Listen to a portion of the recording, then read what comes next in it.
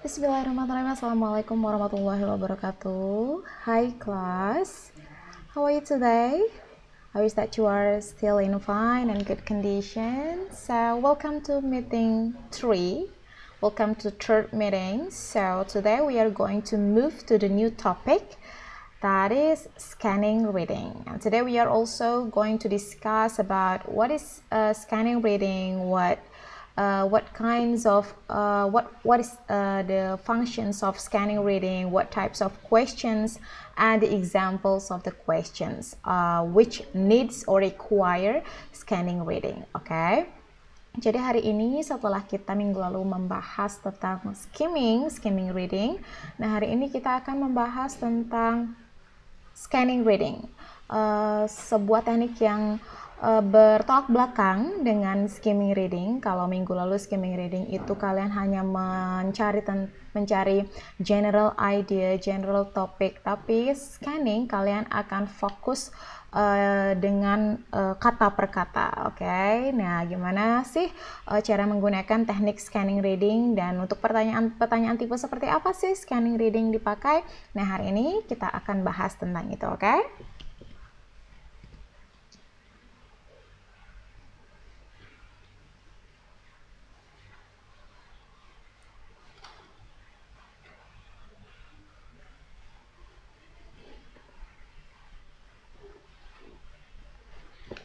Well, class, scanning reading, dari namanya saja sudah terlintas ya. Nah, scan gitu berarti scan, benar-benar scanning, membaca seluruh komponen yang ada di sebuah teks tersebut. Nah, tapi karena teknik scanning ini adalah teknik fast reading alias membaca cepat, tentunya caranya pun akan berbeda. Oke. Nah, mari kita bahas satu persatu gitu. Yang pertama dari what is scanning reading?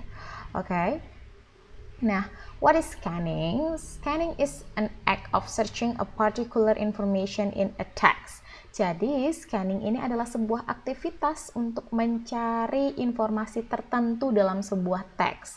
Nah, seperti yang saya katakan tadi, jika tipe-tipe soal yang kalian temui itu bertanya tentang apa sih ide secara umum, apa sih topik dari paragraf ini, apa ya ide pokok dari paragraf pertama. Nah, ketika pertanyaannya general, pertanyaannya umum, nah kalian harus menggunakan teknik skimming, yaitu membaca pada kalimat inti, kalimat utama. Contohnya di kalimat awal dan akhir paragraf. Nah, scanning berbeda. Scanning karena tujuannya untuk mencari sebuah informasi tertentu yang which is bersifat detail atau bersifat mengkhusus, kalian harus melakukan scanning dalam semua teksnya untuk mencari keywords yang dimaksud. Nah, itulah yang dimaksud dengan teknik scanning atau scanning reading. Well, okay, why scanning gitu? Kemudian kenapa sih harus pakai teknik scanning? Kok tidak pakai teknik skimming? Nah, tentunya karena informasi yang dicari pun berbeda dengan skimming. Jika skimming bersifat general, sangat umum, mencari gambaran umum dari sesuatu, ini kita mencari informasi khusus, benar-benar sebuah informasi yang yang memang sudah harus kita teliti satu persatu di mana sih nyelip itu informasi gitu. Ibaratnya kita sedang mencari di perpustakaan, kalian mencari sebuah judul buku. Nah, kalian harus teliti satu persatu rak buku untuk menemukan buku yang kalian maksud. Nah, itulah teknik scanning. Kalau skimming, pertanyaannya akan lain. Oh, di perpustakaan ini itu ada buku-buku apa saja ya? Nah, kalian hanya akan melihat gambaran umum. Oh, ada buku keagamaan. Oh, ada buku novel. Oh, ada buku sastra. Sedangkan scanning, contohnya dari misalnya kegiatan mencari buku itu adalah carilah buku yang berjudul Kau Ku Kejar, Kau Ku Impikan. Misalnya kayak gitu. So, berbeda sekali gitu ya. Untuk keperluan lainnya misalnya to search for a word in a dictionary or index. Misalnya untuk mencari sebuah kata di kamus, nah kamu kan nggak mungkin tuh cuma hanya sekedar tapi biasanya mencari kata apa ya, misalnya kata zebra gitu, zebra, berarti kamu harus cari misalnya di huruf Z dan Z, habis itu ada B, ada bener-bener detail kan scanningnya kayak gitu. Atau misalnya untuk mencari phone number on address gitu, mencari nomor HP seseorang di antara ribuan list misalnya, terus pakai teknik scanning kan. Nah, misalnya tuh cek time schedule atau jadwal program, kalian pasti pernah kan, pasti begini kalau ngeliat jadwal, oke? Nah, itu pasti kalau udah begini, itu pasti namanya scanning. Nah, untuk melihat harga di sebuah katalog, biasanya nih ada katalog harga, kamu mau cari yang price range-nya berapa, itu pasti biasanya pakai teknik scanning juga.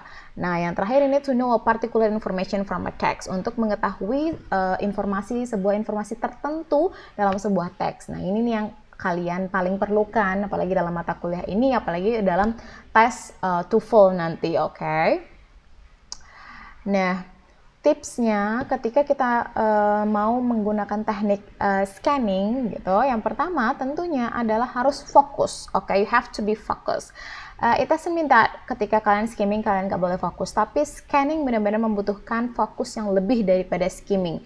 Karena apa? Kalian hanya mencari satu kata atau satu informasi di antara ribuan informasi lainnya. So, ketika kalian gak fokus, misalnya lagi cari kata apa gitu, atau cari informasi apa, kalian lagi begini terus diajak ngobrol gitu, meleng dikit, nanti informasinya akan hilang. Apa ya tadi? Sampai mana ya tadi? Nah, kayak gitu. Karena scanning benar-benar harus men-scan dari kiri ke kanan, atas ke bawah. Nah, di manakah letaknya? Itu yang harus membutuhkan fokus tingkat tinggi, oke? Nah, tips yang kedua, read each question completely.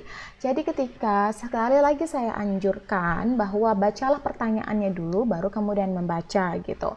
Jadi kemudian ketika kalian dihadapkan dengan soal-soal, bacalah dulu soalnya dengan lengkap. Jangan terburu-buru, bacalah gitu. Misalnya, apa sih maksud soalnya? Apa sih yang diminta oleh soal ini gitu. Baru kemudian kamu memutuskan. Nah, setelah itu, setelah kamu paham, ini ya yang dimaksud dengan ini pertanyaan soalnya, baru kemudian kamu harus memutuskan, choose your keywords from the question itself. Baru kamu harus memutuskan keywords. Keywords ini kata kunci. Kata kunci mana yang akan kamu pakai sebagai basis pencarian kamu di teks tersebut gitu loh. Jadi misalnya pertanyaannya, what is the meaning of, misalnya what is the meaning of zakat misalnya. Berarti what is the meaning of zakat? Meaning, arti, apa arti zakat? Ini pertanyaannya apa arti zakat atau apa definisi zakat. Nah, berarti kamu harus menentukan kemudian keywords. Keywords itu adalah kata kunci yang bisa kamu cari di teks. Berarti kata kuncinya adalah meaning of zakat atau zakat means atau definition of zakat gitu. Kayak gitu-gitu. Itu yang harus kamu cari. Jangan mencari yang lain kayak gitu. Nah, look for answers to only one question at a time gitu. Carilah hanya satu pertanyaan satu waktu, karena scanning itu benar-benar butuh konsentrasi dan fokus. So you have to look only for one question, one by one. Jangan merasa untuk you want to look for 3 or more questions in a time gitu, but one by one kayak gitu. And the last one, you have to reread the question to determine if the answer you found answer the questions. Misalnya kamu you have already udah paham nih pertanyaannya apa, kemudian kamu mencari nih, udah ketemu ngerasa, nah cocokin bener nggak? Misalkan what is the meaning of zakat gitu, terus kemudian kamu cari zakat mean bla bla, cocokin sama kunci pilihan jawabannya. Apakah cocok atau enggak? Apakah tertera atau enggak? Karena scanning itu biasanya meminta jawaban yang literal. What is literal? Literal, tertulis, benar-benar tertulis dalam teks. Oke, pertanyaan-pertanyaan yang model benar-benar ada di teksnya. Kamu nggak usah mikir, nggak usah modifikasi dan sebagainya. Everything is on the text. Oke? Nah, mari kita lihat tipe-tipe pertanyaannya yang biasanya perlu menggunakan teknik scanning. Nah, sekali lagi saya bilang, ketika kamu bertemu dengan tipe-tipe pertanyaan, what is the main idea? What is the topic? What is the idea of the text? What is the text talk about? Nah, itu kamu pakai skimming. Bacalah paragraf awal dan akhir atau kalimat awal dan akhir dari sebuah paragraf. Nah, beda dengan scanning, tipe-tipe pertanyaan yang ditanyakan itu biasanya asking for literal meaning or definition. Bertanya tentang literal meaning atau definition, sebuah arti atau definisi yang tersurat, bukan tersirat, tersurat yang ada dalam teks. Contohnya, the following are the meaning of zakat. Pernyataan-pernyataan berikut ini adalah arti dari zakat, kecuali. Nah, definisi kan, arti kan yang ditanya. Nah, atau jenis yang kedua biasanya asking for incomplete passage, alias melengkapi kalimat atau teks yang rumpang atau tidak lengkap. Nah, biasanya disuruh melengkapi dan katanya itu dicari di teksnya. Misalnya contohnya kayak gini, zakat is one of bla bla bla pillars of Islam. Nah, kamu tinggal cari kalimat ini dan apa sih yang kurang, kata apa sih yang kurang di sana untuk melengkapi kalimat itu. Nah, ini kan benar-benar details. Biasanya hanya jawabannya adalah satu kalimat atau satu kata, 1-3 kata. Sedangkan kalau skimming atau main idea itu kan bisa satu kalimat panjang gitu, karena menyatakan tentang ide pokok atau overview atau general idea kayak gitu-gitu. Nah, misalnya contoh kita ke pertanyaan pertama, the following are the meaning of zakat. Nah, meaning of zakat. Nah, kalian nih baca nih meaning of zakat. Oh, meaning, zakat, arti dari zakat. Nah, kalian lihat di teksnya, kita lihat nih mana yang kira-kira ada kata zakat sama meaning. Nah, kamu cari deh dari atas. Zakat itu one of the pillars of Islam. It is aimed to meet a social need to improve the economic policies. Zakat is of the payment like a tax and its English it could be called a demand by Quran and zakat means ini zakat means purification, blessing. Nah, ini ada nih means. Nah, coba deh kita lihat, cocokin. Ada nggak ngomongin kayak gitu? Oh iya, bener. Ada purification, decreasing, blessing, and increasing. Kita balik lagi. Purification, decreasing, yang mana yang nggak termasuk? Nah, katanya ini zakat means purification, blessing, and increasing. Berarti except, kecuali, berarti yang tidak termasuk adalah decreasing gitu. Nggak perlu tahu artinya atau misalnya nggak paham nih tentang teksnya, yang penting kamu tahu keywordsnya dan apa yang harus kamu cari gitu. Oke? Misalnya nih yang kedua, asking for incomplete passage. Contohnya adalah zakat is one of titik-titik pilar of Islam. Oke, nah kita tentuin apa ya yang akan kamu jadikan kata kunci. Oke, pastinya zakat dan kata apa? Pillars ya, pillars gitu. Nah, kamu cari aja. Nah, ini udah kata pillars. In zakat is one of the pillars. Oke, ada pillars dan ada kata 5. So, the answer is 5, of course. Zakat is one of 5 pillars of Islam. Gitu. Gampang kan? Nah, untuk scanning itu lebih gampang. Karena detail informasinya sudah ada, tersurat, dan kayak gitu deh pokoknya. Oke, setelah membahas ini soal, saya akan membahas sedikit tentang teks kita yang kedua ini alias divine tax. Ya, divine tax ini, tax itu artinya pajak. Divine itu sesuatu yang berkaitan dengan ketuhanan atau keilahian gitu. Jadi ini seperti pajak yang berkaitan dengan ketuhanan gitu atau keilahian gitu. Kita di Islam mengenal zakat. Nah, zakat ini rasa-rasanya seperti pajak yang berhubungan dengan religiosity gitu.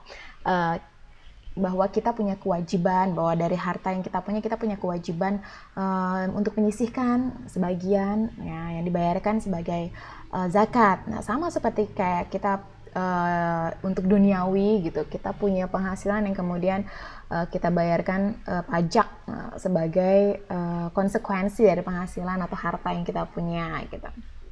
Oke. Nah, teks ini berisikan tentang apa itu definisi zakat, kemudian bagaimana zakat, jenis zakat apa saja, kemudian siapa yang berhak menerima zakat dan bagaimana zakat disalurkan. Oke, paragraf pertama misalnya, zakat is one of the 5 pillars of Islam and its aim to meet social needs of the Muslim society as well as to improve the economic positions on Islam. So, jadi ini adalah pengertian dari zakat. Zakat adalah satu dari 5 rukun Islam gitu, dan tujuannya adalah untuk memenuhi kebutuhan sosial pada masyarakat muslim itu sendiri. Zakat berarti pensucian diri, blessing gitu. Dan ini adalah salah satu, it is kind of protection of the wealth. Ini adalah proteksi bagi orang-orang kekayaan, bagi orang-orang yang punya, dan juga bisa memproteksi harta kita dari unexpected disaster gitu, bencana-bencana yang tidak diinginkan gitu ya. Terus ini paragraf kedua, there are many kinds. Nah, banyak jenis dari zakat. Nah, disebutkan nih zakat al-fitri. Zakat al-fitri biasanya itu ya ketika Idul Fitri ya. Nah, should be made before Eid prayer. Harus dibayarkan sebelum sholat Id. Dan zakat-zakat yang lain disebutkan di paragraf berikutnya seperti zakat mal, itu zakat gold and silver, artinya zakat al-tiara, zakat dan sebagainya. Kemudian paragraf berikutnya, Islam has prescribed zakat for all kinds of property for the benefit of needy people. Nah, ini adalah paragraf yang menerangkan bagaimana zakat itu sangat bermanfaat untuk orang-orang yang membutuhkan gitu. Ini bisa dikasih, kalau di Afrika itu bisa berbentuk sereal, buah gitu. Tapi kalau di negara berkembang biasanya common waste itu adalah dengan uang. Nah, ini dijelaskan siapa saja yang berhak untuk mendapatkan zakat. Misalnya orang-orang yang tidak punya kemampuan untuk have an ability to work, nggak punya kemampuan untuk bekerja, atau disaster artinya bencana, dan old, tua gitu, and need help, dan butuh bantuan. Dan yang terakhir ya udah masih sama juga, fungsi zakat adalah source of the security from any hardship of all members, keamanan untuk semua gitu anggota muslim, semua bagian dari masyarakat muslim. Dan those who have the right to receive money from zakat are mentioned. Nah, orang-orang yang berhak untuk menerima zakat sudah disebutkan dalam Al-Quran. Nah, in case there is nobody who is in need jika pada kasus tidak ada orang yang membutuhkan zakat, maka it will be collected by the head of the community, akan dikumpulkan oleh misalnya ketua komunitasnya kayak gitu, pokoknya takmir dan sebagainya, will spend it for the benefit of the whole gitu, yang digunakan untuk kepentingan umum atau kepentingan semuanya gitu. Misalnya for example, contohnya for the building of schools, bisa untuk sekolah, hospitals, rumah sakit, mosques, masjid, or other similar things gitu. Jadi dari teks ini kita belajar bahwa Islam itu juga punya pajak gitu, namanya zakat. Nah, jenis-jenisnya itu banyak. Nah, orang-orang yang dikenai pajak dan orang-orang yang berhak menerima orang-orang yang berhak menerima pajak dan berkewajiban membayar pajak sudah ditentukan juga dalam Al-Quran. So semuanya sudah ada tuntunannya dalam Al-Quran kayak gitu ya. Okay, so that's all for today. That's all tentang teknik scanning gitu. Jadi kamu bisa terapkan teknik ini ketika kamu ingin mencari informasi-informasi tertentu dalam sebuah teks ya. Sampai jumpa di pertemuan selanjutnya. Kita bahas topik-topik menarik lainnya. Wassalamualaikum warahmatullahi wabarakatuh. Bye bye.